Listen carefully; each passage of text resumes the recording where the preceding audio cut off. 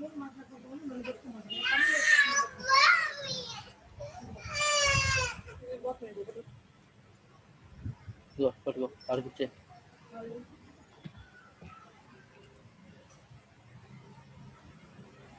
morning, students.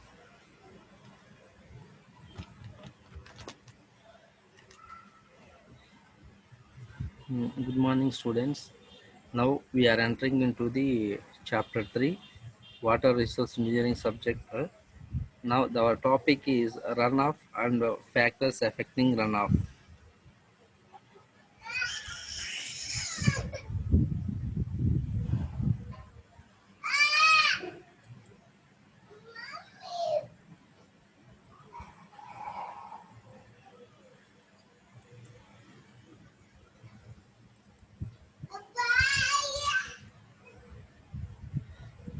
Guys, we can discuss definition of runoff and portions of runoff and runoff process, surface runoff and factors affecting runoff, runoff cycle, conditions of runoff cycle, summary of rainfall and runoff process.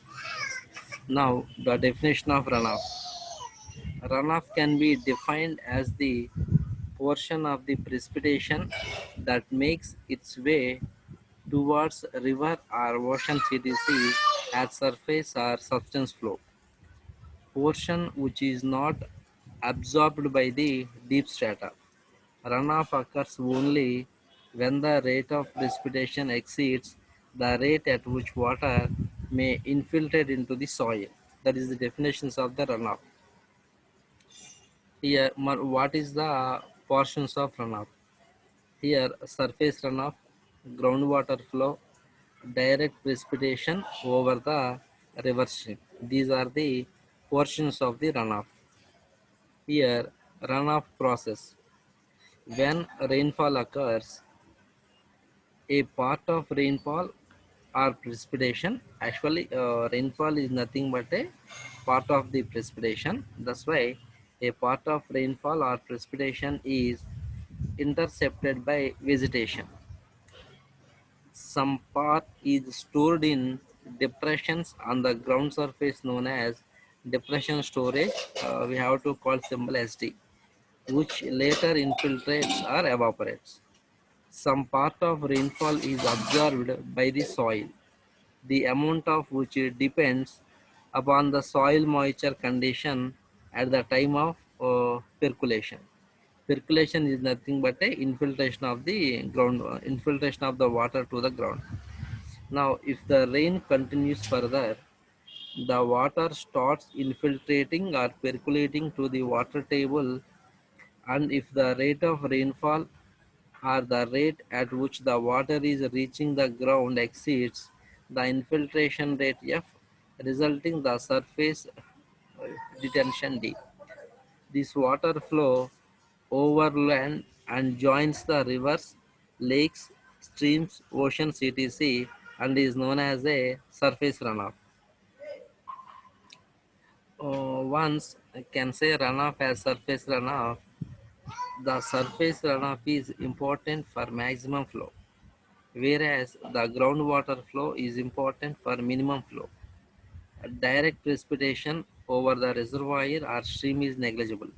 So, for peak flow, we are generally concerned with surface runoff, and therefore we can say runoff as surface runoff.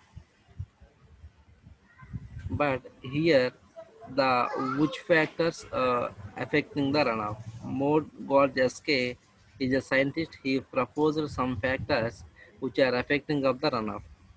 The first one is the precipitation characteristics, shape and size of the catchment, topography, geological characteristics, meteorological characteristics, character of the catchment surface, storage characteristics. These 7 items are the factors are affecting of the runoff. Now we will discuss clearly these 7 factors affecting runoff clearly. The one precipitation characteristics. What is the precipitation characteristics and which one is the effect of the runoff? It is the most important factor for runoff. Runoff depends on the type of the storm and its duration, which causes precipitation. A runoff depends on the intensity of rainfall. More the rainfall, more will be runoff. In this case, less rainfall, runoff is also less or no, no one take the runoff. If rainfall is less than the 2.5 mm. If the rainfall intensity is very less and it rains as light showers, then much of the water will be lost in infiltration and evaporation, resulting less runoff. If precipitation is in case of snow, then less runoff. Shape and size of the catchment. Runoff depends upon size, shape, and location of the catchment. Generally, more rainfall on smaller area resulting in greater runoff. Less runoff in larger catchments because due to uniform rainfall over the entire area. Thus, only few tributaries on the stream feed water to mainstream during a particular storm. And the types of catchment. Here, fan-shaped catchment and ferine leaf catchment.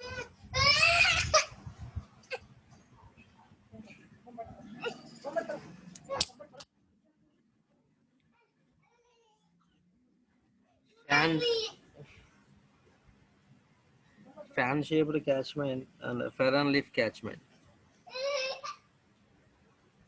Fan-shaped catchment. All the tributaries are approximately of the same size. Here we are discussing fan-shaped catchment. All the tributaries are approximately of the same size. It gives greater runoff because the peak flood from the tributaries is likely to reach the mainstream approximately at the same time. Here, fan-shaped catchment. This is the watershed area. This is the mainstream, and this is uh, the tributaries.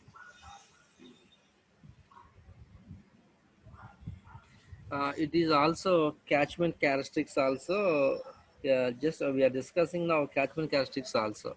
So in these catchment characteristics, the first is the two types. The fan shaped catchment is we here in this in this figure where dotted lines, these dotted lines cover the total area of the water collecting area or catchment area.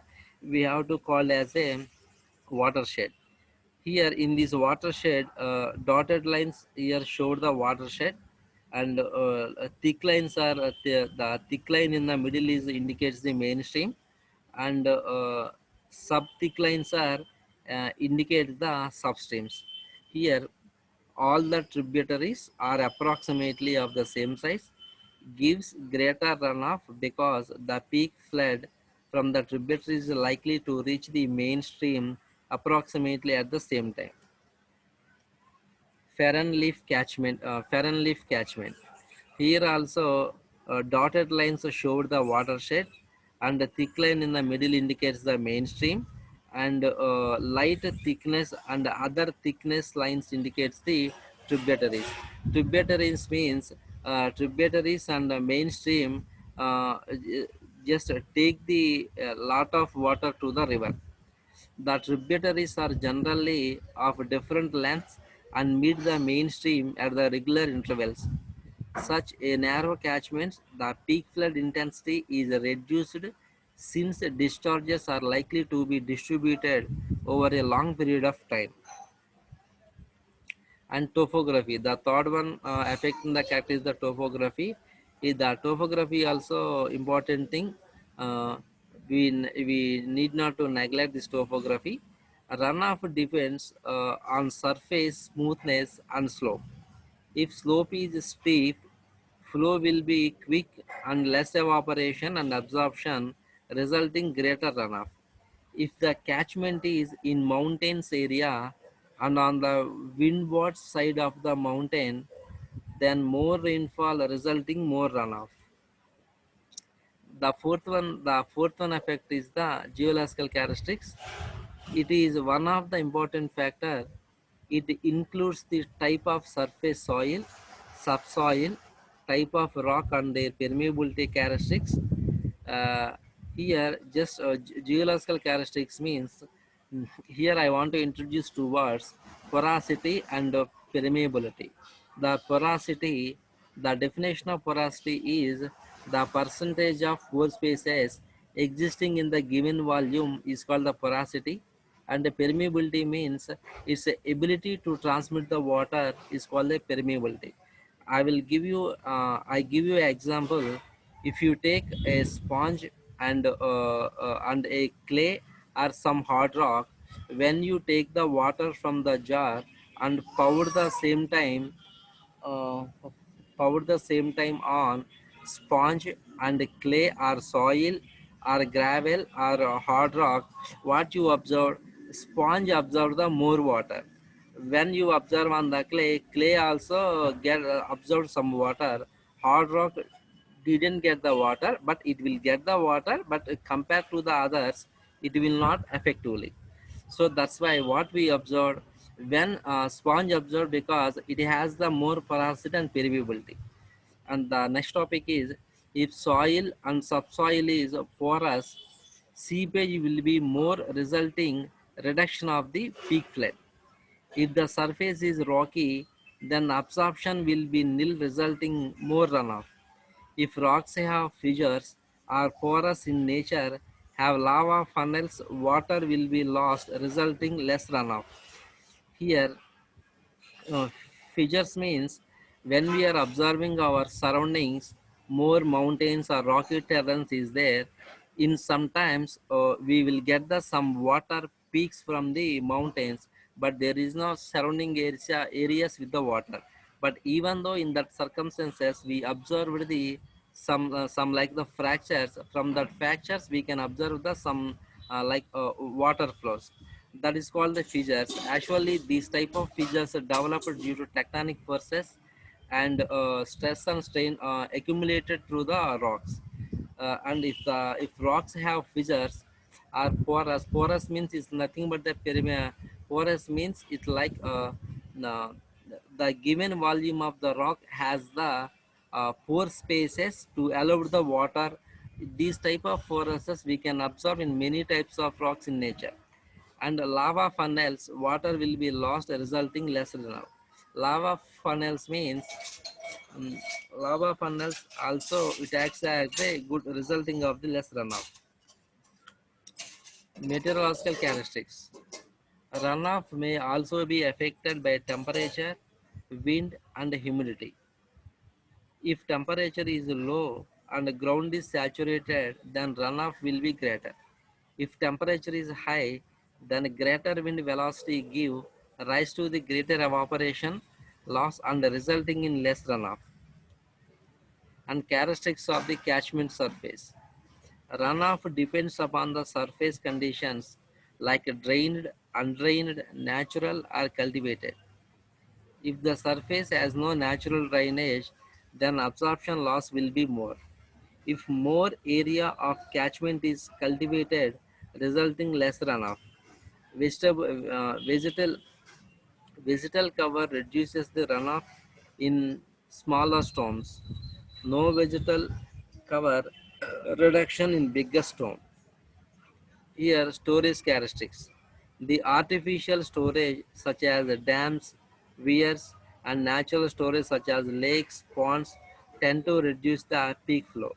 They also give rise to greater evaporation losses. And here, runoff cycle. It is a part of hydrological cycle, the part between the precipitation from the atmosphere over land areas and its subsequent discharge through stream channels. And conditions of runoff cycle: end of dry period, and second one is the shortly after beginning of rainfall, near the end of isolated heavy rainfall, after the end of rainfall. these four conditions in runoff cycle.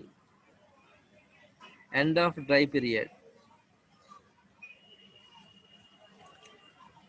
At the end of dry period and just beginning of heavy rainfall, all the surface and channel storage gets depleted or dried except from lakes, reservoirs and ponds resulted from the previous rains. The only source of stream flow is the groundwater flow entering the river channel. Shortly after beginning of rainfall. Shortly after beginning of rainfall and before interception, depression storage have been satisfied. The stream flow intercepted by vegetation and buildings cannot contribute to runoff. This intercepted water is eventually returned to the atmosphere through evaporation. At this stage, a part of precipitation falls directly on the stream, which gives an immediate increment to stream flow near the end of isolated heavy rainfall. After many hours of heavy rainfall, virtually all depression storage and interception requirements gets filled up. The soil moisture deficiency is also satisfied to considerable extent. Infiltration rate is near the minimum. Similarly, the flow into the filled depression is essentially balanced by over land flow and infiltration. Thus, at this stage, over land flow mainly contribute to stream flow. Subsurface flow also contributes to stream flow. And after the end of the rainfall, when rain and overland flow ceases stops, the stream flow consists of only base flow and channel storage. Evaporation takes place quite from soil moisture. Transportation also takes place from the vegetable cover. Water from depression storages also continues to infiltrate. Also, the gravity water, still not drained up to the water table, continues its downward journey to join water table. And summary of a rainfall runoff process. When a rain starts falling, it is first of all intercepted by buildings, trees and other objects which prevent it from reaching the ground. This quantity is known as the rainfall interception. Since this quantity is generally very small, it is not of much importance of intense rains, but many a times large portions of lighter rains are disposed of in this manner. The difference between the total rainfall and that which is intercepted is called ground rainfall. When the rainfall rate exceeds the interception rate, water starts reaching the ground and infiltration into the subsoil starts. The maximum rate at which the soil in a given condition can absorb water is known as the infiltration capacity. The excess rainwater gets collected into the innumerable small and large depressions existing in the basin, filling them to their overflow levels. This quantity is known as a depression storage. All this storage is either evaporated or used by vegetation or later infiltrates into the soil. None of it appears as a surface runoff.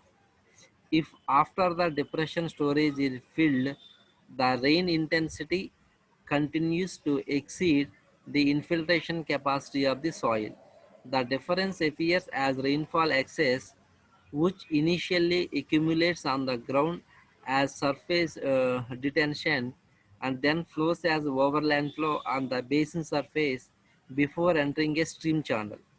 The water that reaches the stream channel of a basin in this manner is called surface runoff. The short name is SRO, or direct runoff. The short name is DRO. The surface runoff can therefore occur only from those storms which can contribute to excess rainfall and are simply not dissipated in fulfilling the interception. Depression storage and infiltration needs to be basin. Hence, excess rainfall is equal to rainfall minus interception minus depression storage minus infiltration. The sum total of interception and depression storage for a basin is usually called the initial loss or basin loss or initial basin recharge. Excess rainfall can therefore be represented as excess rainfall is equal to rainfall minus initial basin loss minus infiltration. The sum total of initial basin loss and infiltration is called potential infiltration. Since for intense rains, the initial loss is very small as compared to excess rain, it is usually ignored in hydrological analysis of such rainfalls or is considered to be included in the infiltration itself. The excess rainfall is thus represented as excess rainfall is equal to rainfall minus potential infiltration. The rain that falls in the beginning of a storm before the depression storage is completely filled is called the initial rain, and the rain that falls near the end of the storm at the rate less than the infiltration capacity is called the residual rain. The intervening period is the net supply interval. The infiltration occurring after the net supply intervals is called the residual infiltration. Runoff and surface runoff are two different terms and should not be confused. Runoff or discharge or the stream flow includes all the water flowing in the stream channel at any given section, while surface runoff or direct runoff includes only the water that reaches the stream channel without first percolating down to the water table. Yield of drainage basin is same as runoff, with the only difference that it is expensive over long periods, million meter cube per year, or while runoff is expressed for short periods, meter cube per second or meter cubes per hour. Runoff is equal surface runoff plus groundwater inflow, that is base flow. Here guys, the total hydrograph, surface response and base flow. This is the graph indicates the runoff and the contribution process represented with the discrete time steps. Anyway, thank you guys for your patience. And in next lesson, I'm going to teach the components of the runoff and computation empirical formula. Thank you guys.